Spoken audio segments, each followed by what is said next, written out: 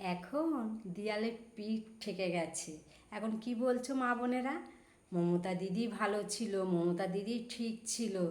তখন ভোট দেওয়ার তার সময় তখন মনে ছিল না? যখন ভোট দিতে গেছিলে তখন মনে পড়েনি মমতাদির কথা? তখন কি মনে পড়েছিল? যে নতুন সরকারকে আনবো, অনেক অনেক কিছু পাবো, নতুন নতুন পাবো। হয়েছে, হকার উচ্ছেদ হয়েছে, সব কিছু হয়েছে।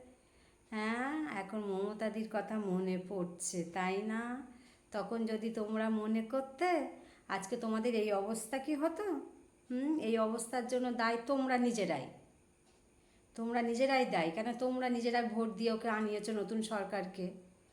এখন তোমরা আঙুল কামড়ালে কি হবে? নিজের পায়ে নিজেই তো তোমরাই কুড়ুল মেরেছো। আর এখন মমতা দি আসলে ভালো হতো, মমতা দি আমাদের ভালো ছিল, মুখ্যমন্ত্রী হিসেবে আমাদের সব কিছু দেখতো, সব কিছু দিত, লক্ষ্মীর ভাণ্ডার দিত, কন্যাশ্রী দিত, রূপশ্রী দিত। এখন হয়েছে, সব গেছে।